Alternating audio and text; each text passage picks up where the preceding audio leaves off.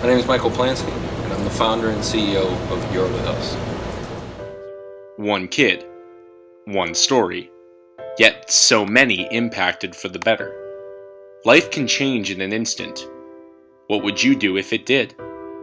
Mike Plansky didn't expect the news he received about his son, yet he found positivity in the worst odds through staying together as a team. Sometimes a team is all we need. Just one person to step up and say, "Don't worry, you're with us." We created You're With Us for my son, Max, he's now 17 years old, and I was a college basketball coach. And for Max's first 6 years of his life, he was with my teams. And actually, the first people that I shared Max having cerebral palsy with was my Salve Regina team. I got a call from Max's mom. The phone call came, Max has cerebral palsy.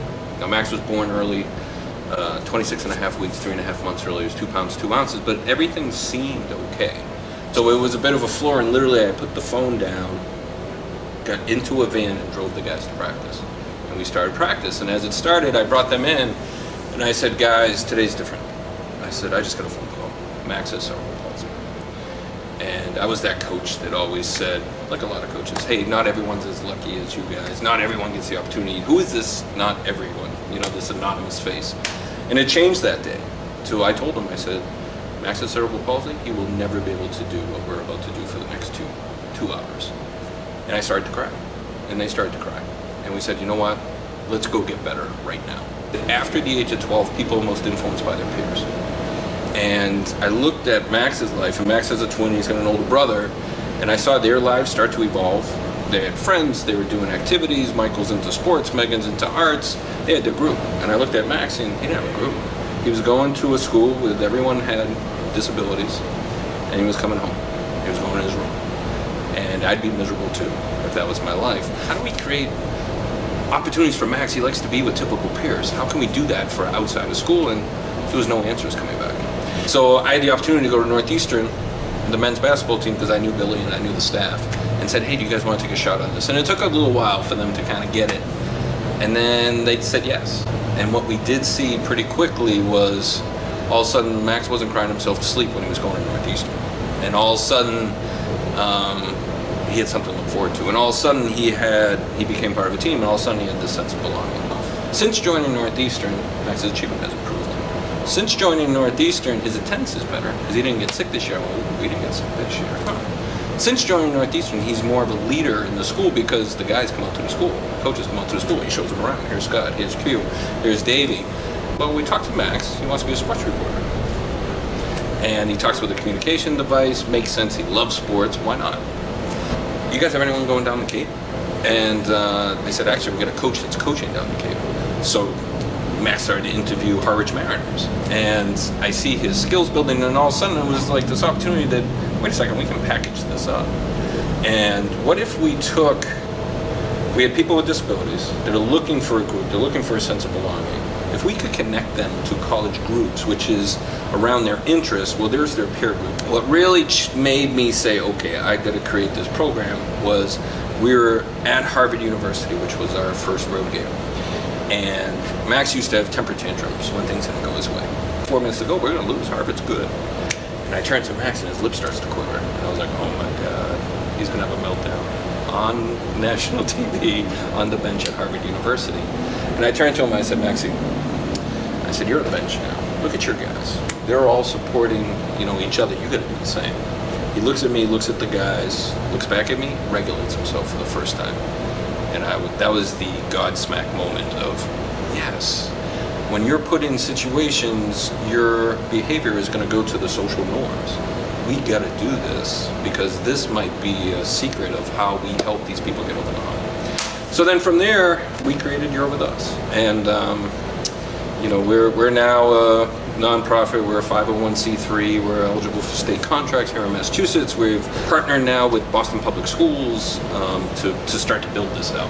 We're on 10 college campuses, but it all started here in the Futures Collegiate Baseball League, because one of those times that Max was interviewing the Northeastern baseball players, Chris Hall, the commissioner, was there. And all of a sudden I hear this, "Plansky, is that you?" And he's like, "What are you doing?" And I tell him quickly about You're With Us. I was like, "I'm just getting this thing started." He was like, "Well, do it here." with the league. I knew that I had a couple kids, with Damien being one of them, that I thought that we had a chance. So sure enough, we had 3 people last year, we have 6 this year, and it's just grown. Now 22 participants. That's going to look something like 40 to 45 by October. We're going to help coach the family. We're going to help coach Damien and Nick and Jake and Zach and Alex to say, all right, well, we know what the adult world looks like.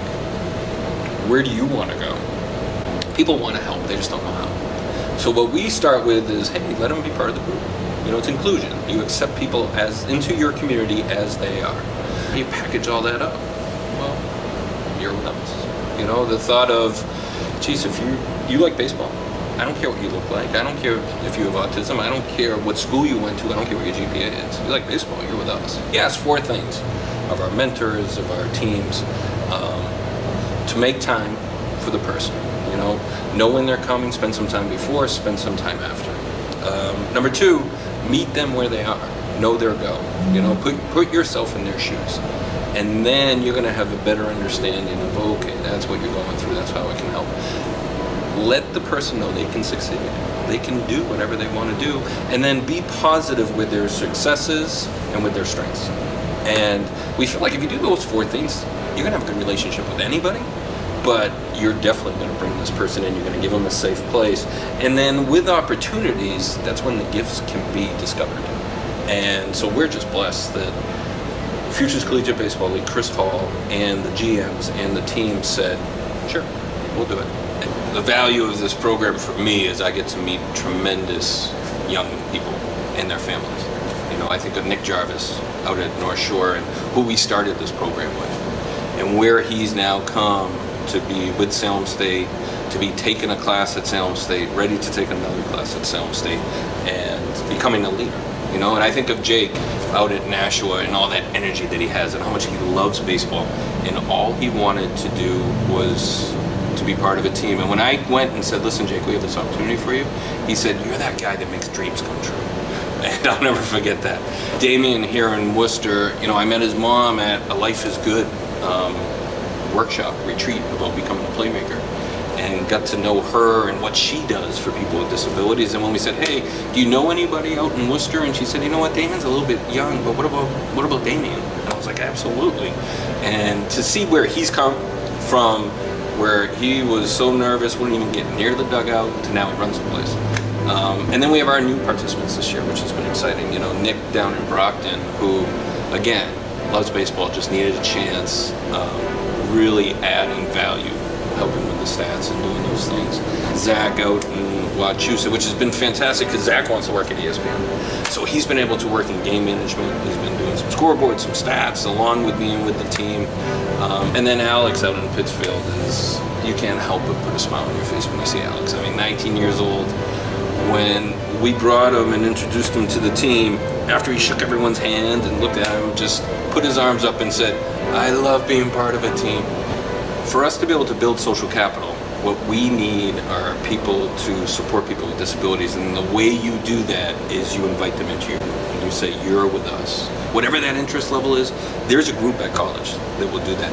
And then what we can help with is supplying the supports, the resources, connecting the dots, so the young adult can have the adult life that they want and that they choose. And it all starts with just saying, you like baseball, you're with us, come spend the summer.